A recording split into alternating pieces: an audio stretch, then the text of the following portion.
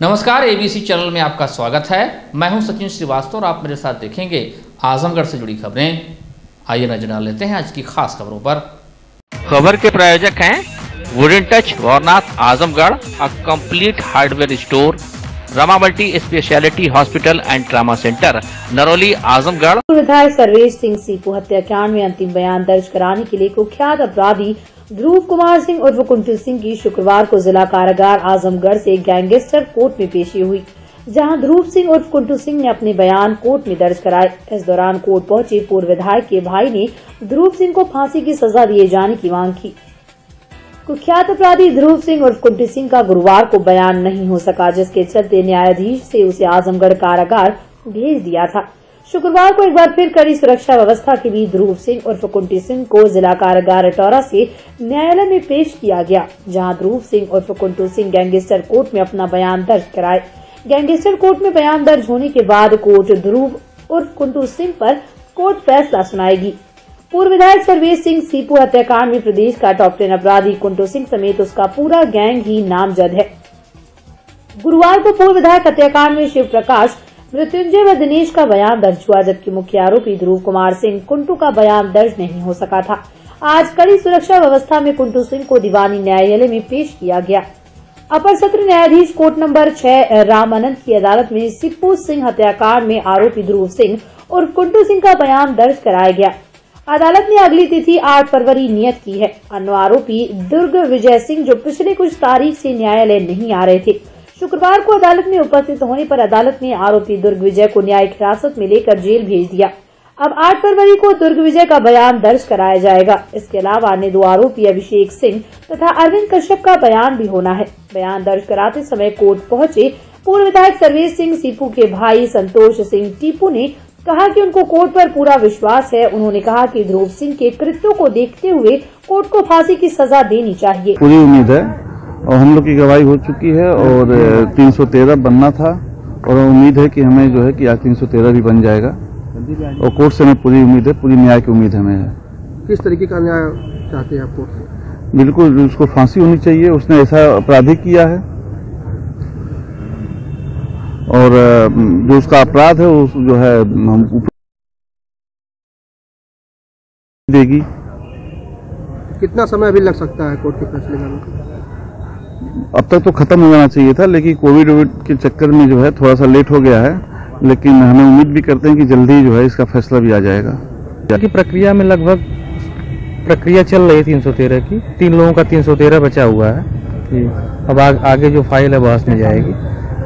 अभी माननीय उच्चतम न्यायालय द्वारा अब आगे प्रक्रिया चल रही है। कब तक उम्मीद है कि अब न्यायालय की प्रक्रिया चल रही है, न्यायालय के अनुसार है, अब न्यायालय चला रही प्रक्रिया, त्वरित गति से चल रही प्रक्रिया।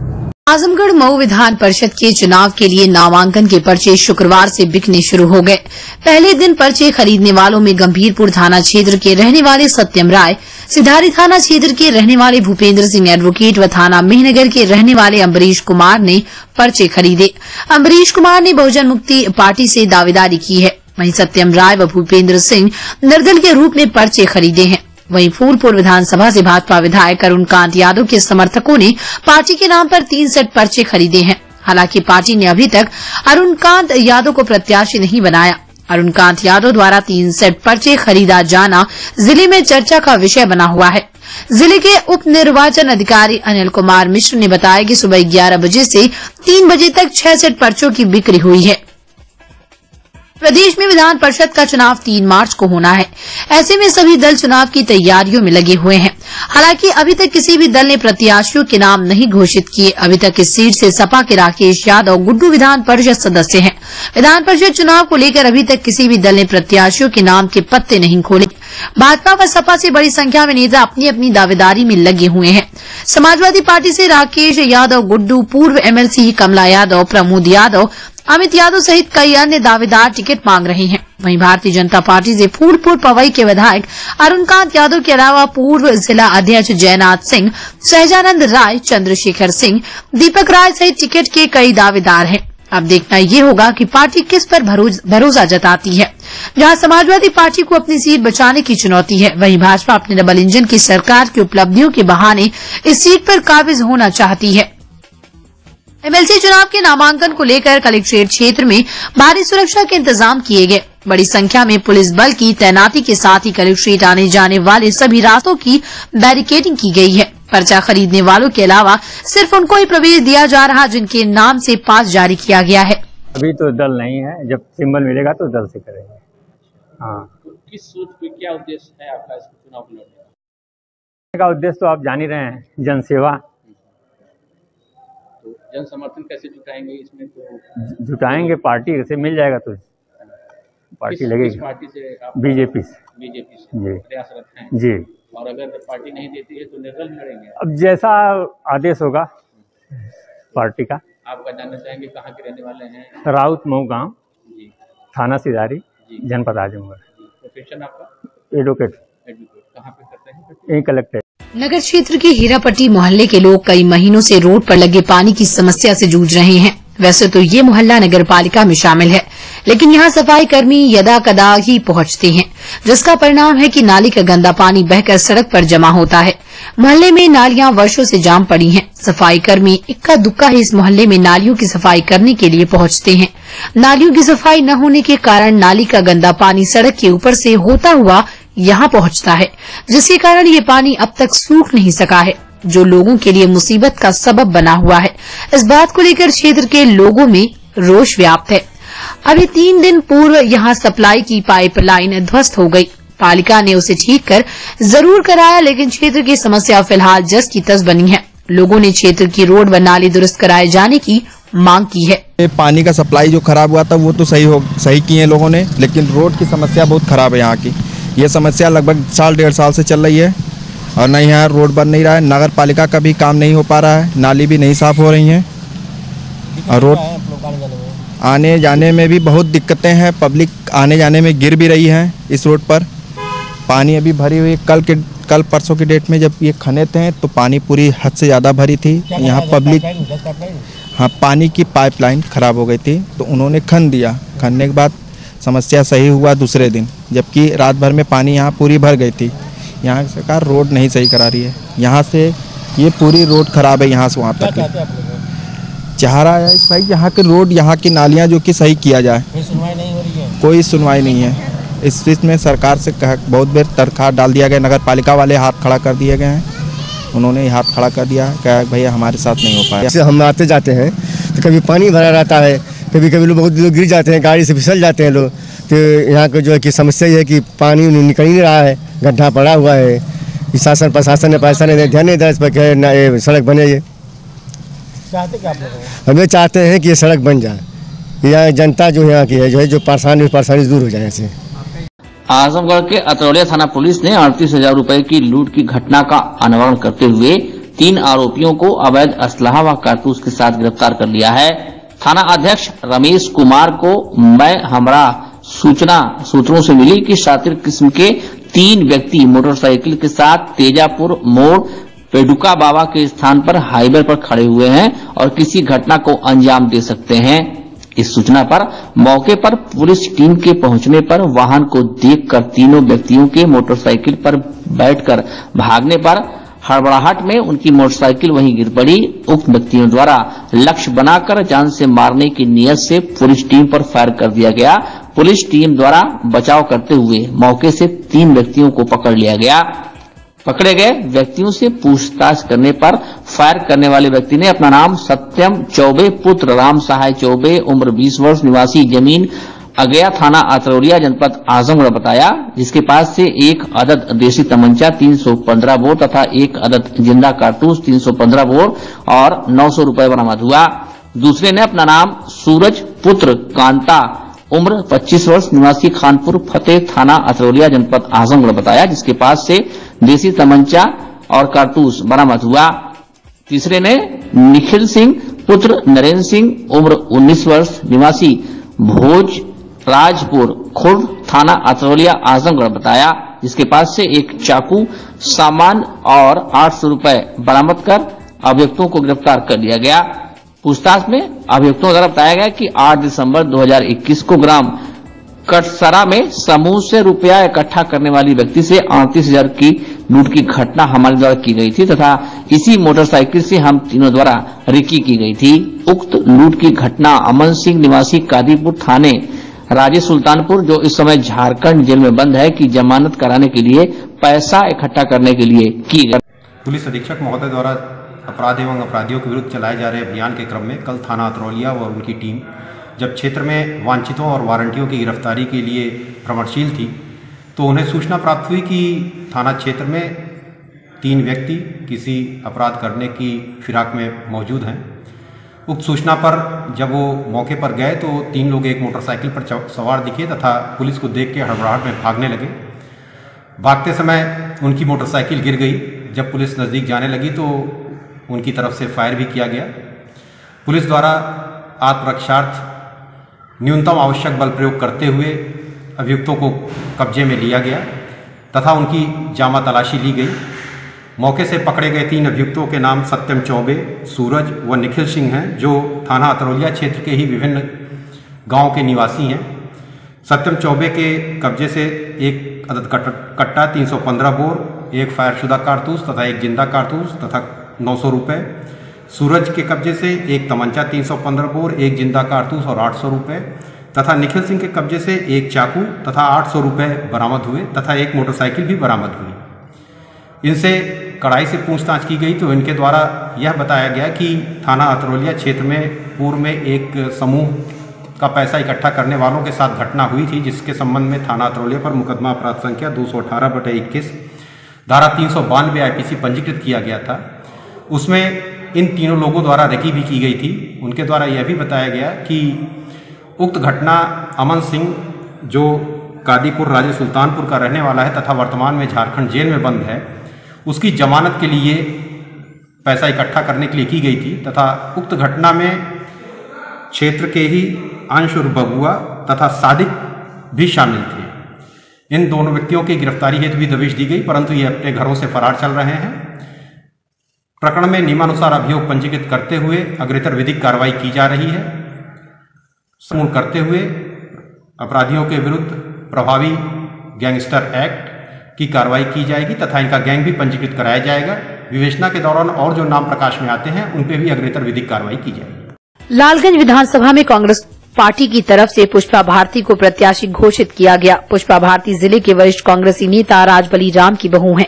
प्रत्याशी घोषित किए जाने पर पलहना ब्लॉक कांग्रेस कार्यालय पर पलहना ब्लॉक अध्यक्ष दीनदयाल मिश्रा और ठेकमा ब्लॉक अध्यक्ष रिंकू चौहान ने फूलमाला से प्रत्याशी और पीसीसी सदस्य राजबली राम का स्वागत किया और कहा कि शीर्ष नेतृत्व ने पुष्पा भारती को अपना प्रत्याशी घोषित किया है। हम पूरे ब्लॉक यूनिट जी जान से जुटकर कांग्रेस प्रत्याशी को जिताने का प्रयास करेंगे। इस अवसर पर कांग्रेस प्रत्याशी पुष्पा भारती ने कहा कि हमको जो जिम्मेदारी कांग्रेस पार्टी के द्वारा दी गई, हम उसको पूरी निष्ठा और ईमानदारी से लोगों के बीच जाकर के कांग्रेस पार्टी की नीतियों को बताने का प्रयास करेंगे। लोगों से कांग्रेस पार्टी की उत्तर प्रदेश में सरकार बनाने का आह्वान करेंगे। वहीं वरिष्ठ कांग्रेसी नेता राजबली राम ने टिकट के लिए कांग्रेसी नेतृत्व का आभार प्रकट किया। इस अवसर पर विधानसभा के कई कार्यकर्ता मौजूद रहे। इस पे बहुत प्रियंका गांधी, राहुल गांधी और सोनिया गांधी जी का मैं बहुत आभार प्रकट करती हूँ और लालगंज विधानसभा क्षेत्र से मुझे प्रत्याशी घोषित किया गया है, इसका बहुत धन्यवाद। और ये बताइए, आप कहीं न कहीं एक राजनीतिक विरासत के रूप में ये देखा जा रहा है जी कि आपका परिवार भी जो है राजनीतिक रहा है। जी आप सूत्रों से हमें जानकारी मिली है कि रामधन एमपी साहब रामधन एमपी थे, वो भी आपके परिवार के जी हमारे नाना जी थे। आप ये बताइए, कितना लंबा सफर रहा कांग्रेस पार्टी में, जो है कांग्रेस पार्टी की विचारधारा को आगे बढ़ाने में आपके परिवार का, ये बताइए। बहुत समय से हमारे परिवार के लोग कांग्रेस पार्टी के समर्थक रहे हैं जी। और हमारे पिताजी भी पूरे लगन निष्ठा से बहुत दिनों से पार्टी की सेवा कर रहे हैं और उन्हीं के परिवार से हमको भी इस बार सीख मिली है, तो हम इसकी पूरी निष्ठा से पार्टी की सेवा करने की कोशिश करेंगे। सर्वप्रथम अपनी पार्टी के हाई नेतृत्व को, माननीय प्रियंका गांधी जी, माननीय राहुल गांधी जी, माननीय सोनिया गांधी जी को बहुत धन्यवाद देता हूं, उनका आभार प्रकट करता हूं, उनका अभिनंदन करता हूं कि हमारे परिवार में हमारी बहू को, पुष्पा भारती को 351 लालगंज विधानसभा का प्रत्याशी बनाया गया। इसके लिए मैं बहुत बहुत धन्यवाद देता हूं। यही नहीं, मैं जिले के पदाधिकारी, जिलाध्यक्ष माननीय प्रवीण सिंह जी और कार्यवाहक अध्यक्ष रमेश राजभर जी को भी धन्यवाद देता हूं। समस्त क्षेत्रवासियों को ये धन्यवाद देता हूं कि हमारे बहू पुष्पा भारती को 351 लालगंज विधानसभा का प्रत्याशी बनाया गया है। HM सर्जिकल हॉस्पिटल बिलरिया की चुंगी प्रत्येक शुक्रवार को निःशुल्क चिकित्सा शिविर का आयोजन किया करता है और उसी क्रम में इस शुक्रवार भी हॉस्पिटल में ये निःशुल्क कैंप आयोजित किया गया। इस शिविर में हड्डी रोग के मरीजों के साथ ही साथ सोनोग्राफी, एंडोस्कोपी, गठिया रोग, टूटी हड्डियों का इलाज, कुल्ला प्रत्यारोपण, घुटना प्रत्यारोपण, घुटने का लिगामेंट का इलाज दूरबीन विधि द्वारा किया गया।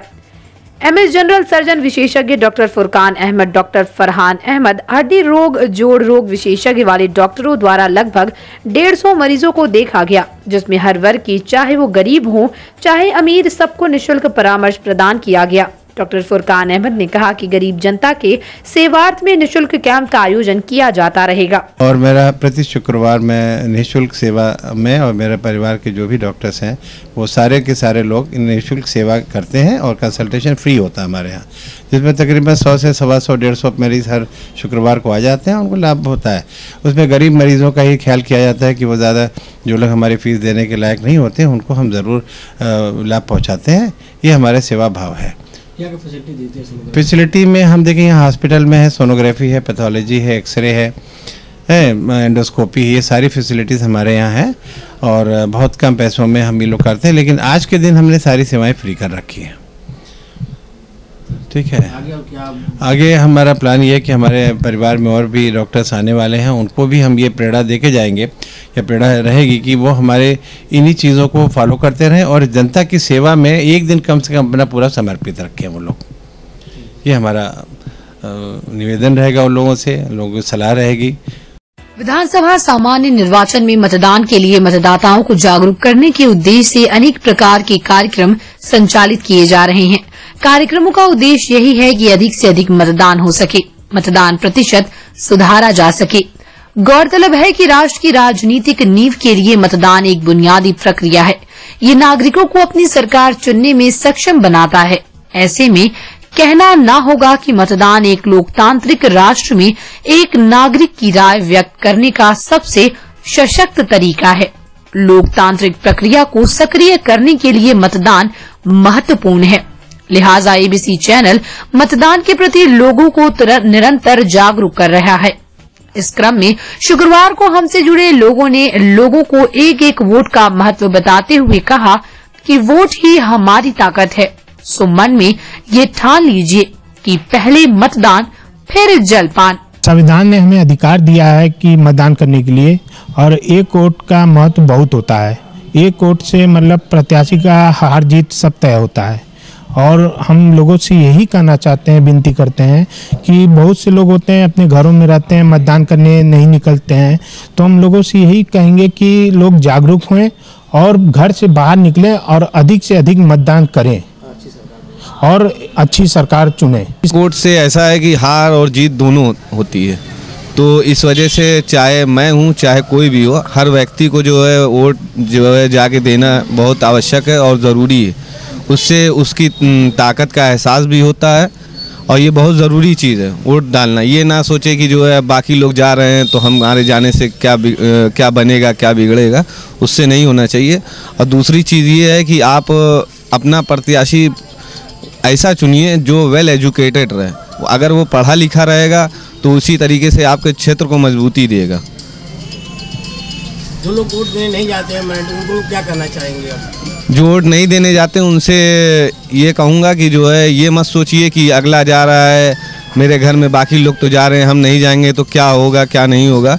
लेकिन ये है कि सब लोग, चाहे बूढ़ा हो, ज़ईफ़ हो, जवान हो, हर व्यक्ति को जो है पहला काम यही करना है, जिस दिन वोट है वो पहले नाश्ता पानी बाद में करे, पहले जाके वोट दे।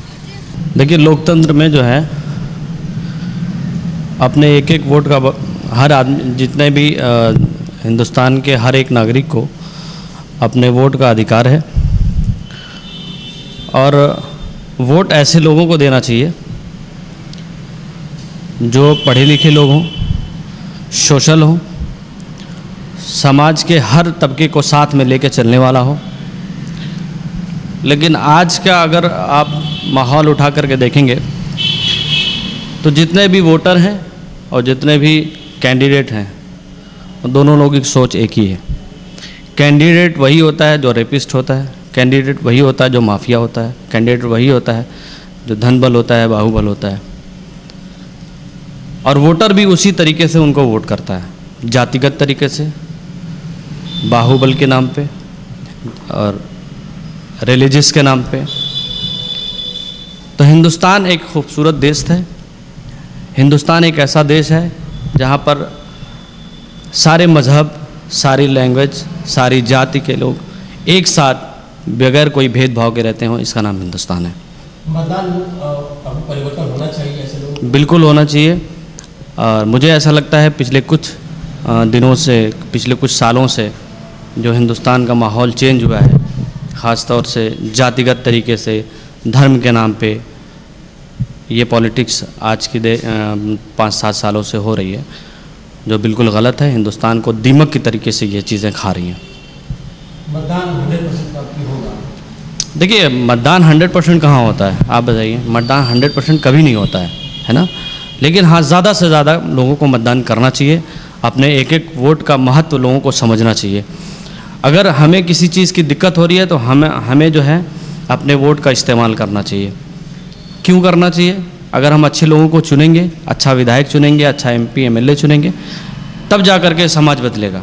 लेकिन हम भी वैसे ही लोगों को चुनते हैं तो गलतियां हमारी भी हैं। जितने वोटर हैं, जो जनता है, गलती जो है वो जनता की है। अपील करना चाहेंगे लोगों से अपनी बात? मैं पूरे हिंदुस्तान की आवाम से अपील करता हूं कि आप ऐसे लोगों को चुनिए जो समाज के हर तबके को लेकर चले, चाहे वो हिंदू, मुस्लिम, सिख, ईसाई, किसी को, कोई भी हो।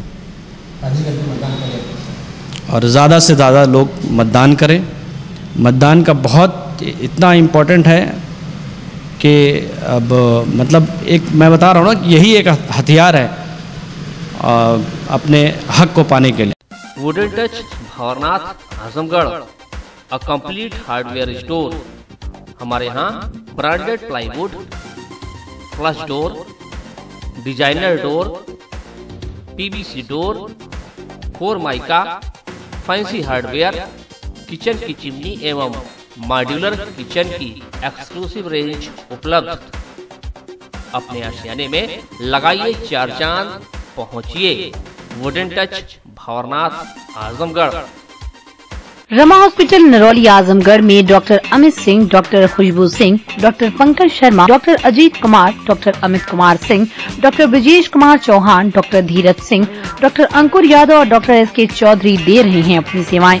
सभी प्रकार की ऑपरेशन की सुविधा, ICU, ICCU, 24 घंटे इमरजेंसी, वेंटिलेटर युक्त ambulance, blood bank, digital X-ray, cath lab एवं डायलिसिस की सुविधा उपलब्ध। Rama multi speciality hospital and trauma centre, Narauli Azamgarh.